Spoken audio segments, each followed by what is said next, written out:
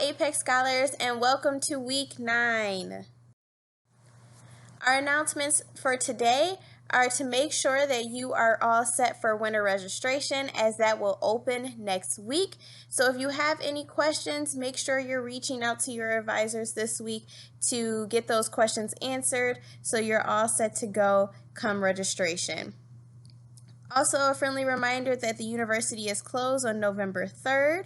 And if you are of age and are registered and have not voted already, please go out and vote on November 3rd. Make your voices heard. Our lesson today, we'll be covering wellness, which actually goes well with this week because on Friday, if you are unaware, it is a wellness day for all students. So make sure that you check your emails for all of those activities that will be going on Friday and join in, as wellness is very important for throughout college, but also throughout your life as well. One element of wellness is social. So you always want to make sure that your social wellness is good and you're connecting with other people, may it be on campus, with student organizations, professors, advisors, and that you just feel like you're a part of Wayne State's community and also the Apex Scholars Program, and being able to create and maintain a healthy supporting network, because that is often what gets you through some of the tough times that you may have. Having that solid support system to get you through and provide positive advice and support is always a great way to build your social wellness.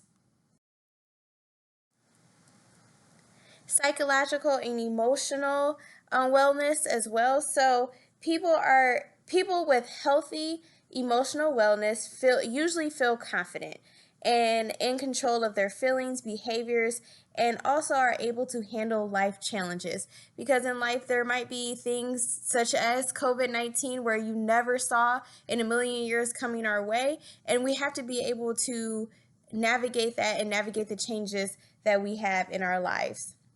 To improve your emotional wellness, you can do activities that involve each of your senses, such as smell, touch, sight, and sound. So listen to music, eat your favorite food, light your favorite candle, and play with your pet, and watch your favorite movie. So those are some things that you can help with that emotional wellness when maybe sometimes you're feeling stressed out or you're getting angry, things like that. So take a step back, really figure out what you enjoy doing and just do those things. Next, we have intellectual wellness, and that is just basically participating in activities that cultivate mental growth, such as reading, doing puzzles, debating issues with the others with the opposing views, and learning a new language or a new instrument, trying a new hobby out, and teaching and tutoring others. So that is a way that you can grow this wellness, and just really just always want to keep your mind growing and active and when you're learning new things. For your environmental wellness is related to the surroundings that you occupy. So your environment, both social and natural surroundings, can greatly impact how you feel.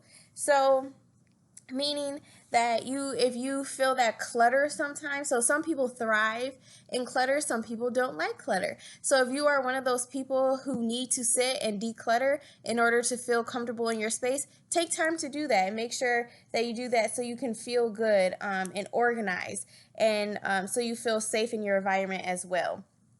And things can possibly make you feel unsafe is if there's a lot of pollution, violence, or garbage buildup, and that can really affect the way you feel in the space that you're working in, especially now that most of us are at home. And the ways to manage your wellness, like I said, you can just declutter but also recycle. You can try planting, painting, or just working in a garden now in the summertime, not necessarily now, but those are ways that you can just feel more in tune with your environment. Spiritual wellness.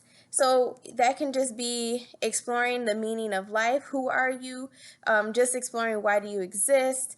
And there's really some good kind of spiritual things that are happening. If that is your if that's what you enjoy doing on YouTube. So say that if you really enjoyed going to church services and now that you can't go in person, you can catch some of those on YouTube. And a lot of church services are also doing kind of like Facebook Lives and just recordings. So always just make sure you're in tuned and kind of appreciating your surroundings and just know who you are.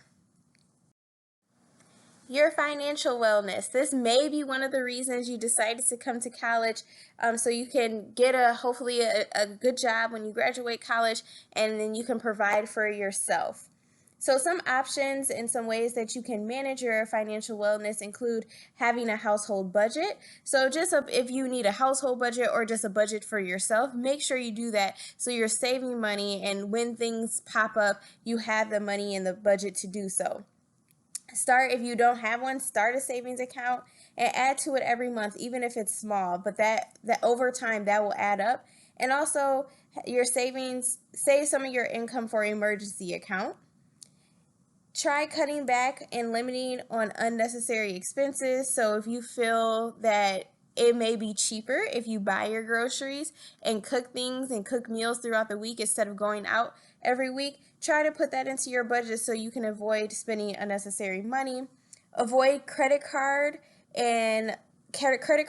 So we'll talk a little bit about that in the finance section of our course, but really pay attention to that credit card debt because that can creep up on you as well and get you into a little bit of trouble. You may want to consider shopping at thrift stores if it's a little cheaper for you, and utilize the library such as free books and DVDs, and like I said, cooking your own meals instead of going out to eat.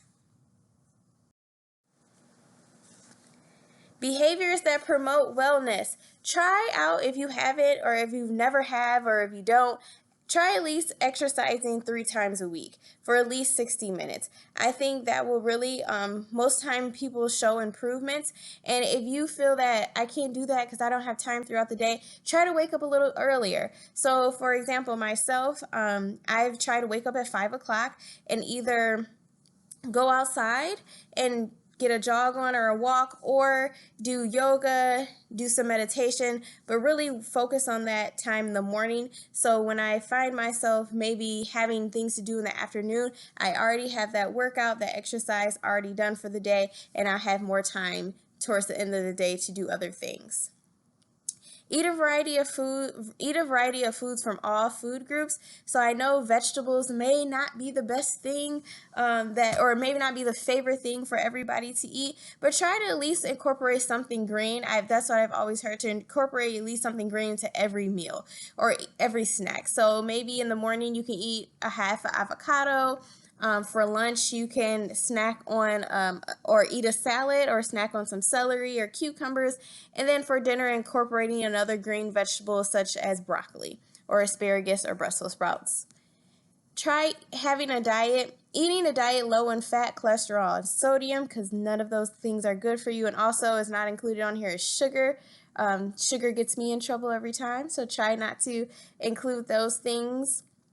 Learn to control your anger and aggression. And that will also be good for not now, but also in the future, because there will be times that you're in a career that you may get a little angry, but you need to understand how to communicate with people in a great way, per se, and not get angry or lash out at a person. So really be able to control that and know when you are getting angry what you can do. It might be stepping out and taking a few breaths and calm down in return. Having fun and taking care of yourself. So make sure you play, have some self-care, do relaxing, make sure you relax. So whatever your hobbies are, tune into that. So if you like playing video games, make sure you're playing some video games here and there. So that is your time to relax, your self-care, and just enjoy your time that you can have some enjoyment. Being in a positive environment, so I mentioned that earlier, and surrounding yourself by good role models, good people, and just having a good social life can also promote great wellness, and have just a positive outlook on life. So you just really want to tune into these things, and if you're not already doing some of them, try to just work on maybe each bullet point if you're not doing those, and see if that makes a difference in your life. Some benefits of wellness and taking care of yourself can lead to a stronger heart, body, and mind, less stress. You're better able to deal with stressful situations, increase life expectancy, and also quality of life, and you have a better quality of life. You can also have lower cholesterol, better and more positive self-esteem, and then also it might be easier for you to meet new people and socialize. What does wellness look like? So I have some things listed, but also wellness just looks like whatever makes you feel good. So these are some examples, but whatever makes you happy is your wellness to you. So a strong sense of personal responsibility, exceptional physical fitness, positive outlook, enjoying life, and openness to discover about the meaning and purpose of life. So it can be those or whatever makes you happy. Some campus resources that you can tap into if you are looking into talking with someone, or just good campus resources just for you to have, is our CAPS office, and I have their phone number and location listed. Also campus safety, student disability services, and our Title IX office as well. So that is all I have for you today as far as our lesson, but I did want to talk briefly about our upcoming assignment and an extra credit opportunity. For our assignment that we have upcoming, in conjunction with our app presentation that is due next week, you also have to take your MBTI personality test. We will be talking about that 16 personality types later on in the semester, but you'll be taking it now and submitting it. That is already listed in Canvas, so you'll be taking it, putting your letters that you received, and also answering a couple questions for this assignment. For your extra credit opportunity, I will give you the opportunity to guess my personality. I know it's kind of hard because you all haven't seen me in person or met me in person, but just maybe guess, and no guess is a bad guess, what you think my personality type is.